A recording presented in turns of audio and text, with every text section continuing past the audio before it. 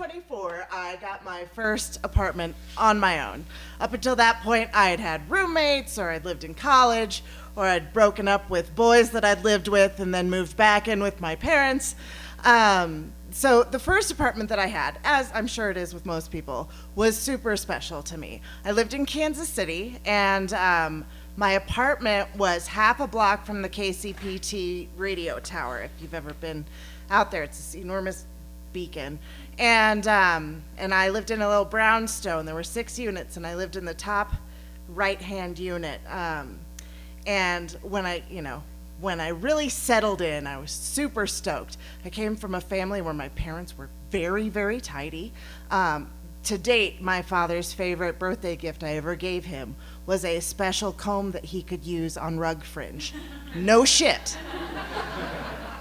So I was not that person. I tried real hard, but when I was on my own, living in my $450 a month apartment in Midtown Kansas City, my house was a shithole.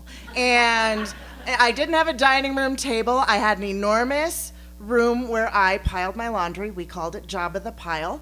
And I would, flounce around naked, 'cause I could. And, any number of things. Now, I did have a balcony, and I was super stoked about the balcony, and I was going to make it something beautiful so that when people drove down the road, they'd be like, oh, wow, there's an idyllic little balcony. And they didn't know it was inside, but the outside looked awesome. And this still happens. I was like, I'm gonna find a nursery and buy some kick-ass flowers, and I'm gonna have herbs, and I'm gonna grow things. And that's usually around now, around April. By June, I have a lot of pots and planters of nothing, like spearmint. Spearmint always stuck around, but that was about it. And just these empty planters of dirt.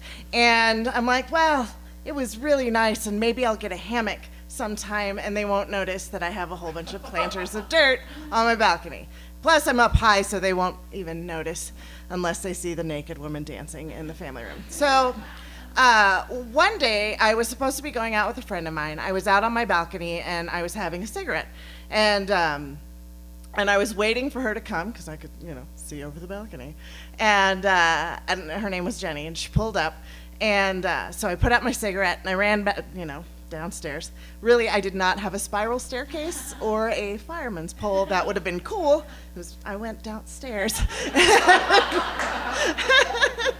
and I went out with Jenny. Jenny had recently come out as a lesbian and was super stoked about it, and I was super stoked that she had figured this out about it, and we were going to support it in any way we could. And that particular day, she wanted to buy dildos, every color of the rainbow, to put on a mantle over her bed. That was fine. So that was a normal, weekend activity for me. We went out and we did this, and it was a couple hours. She was super excited. Plus, Jenny was like 4'10". So 4'10", most enthusiastic, recently out lesbian that you have ever seen running around with a bag of dildos. This has nothing to do with the dirt part of the story, by the way. So anyway, we'd finished up our shopping excursion. I played with her cat at her house, and not a euphemism. And then...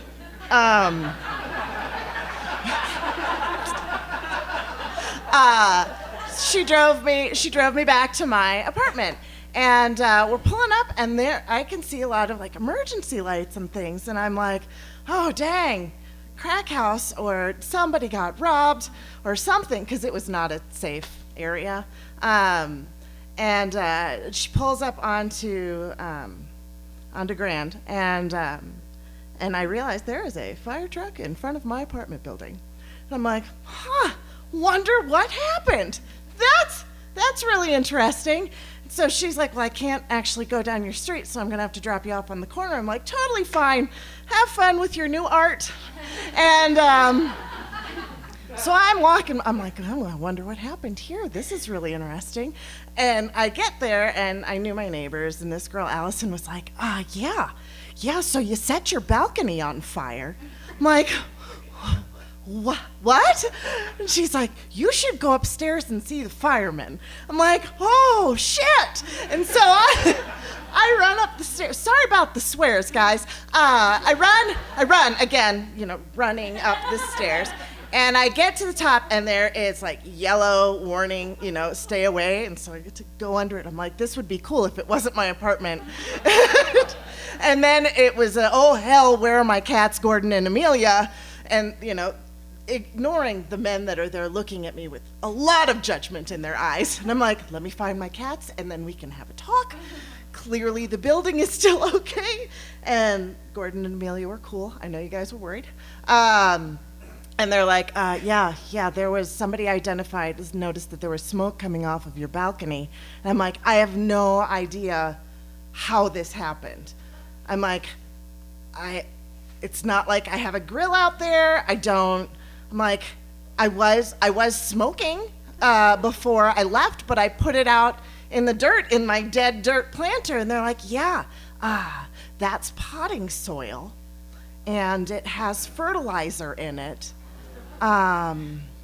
Different than dirt. And I'm like, valuable lesson learned. Okay. And so I can't, honest to God, this was like 20 years ago, so as far as I can remember, we high-fived and they took off.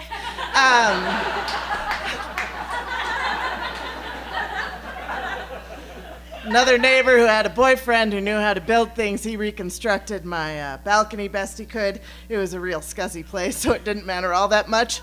I probably could have been sued for a whole lot of money. Whatever. What I walked away with was smoking is bad, and potting soil and dirt are very, very different. Thank you very much.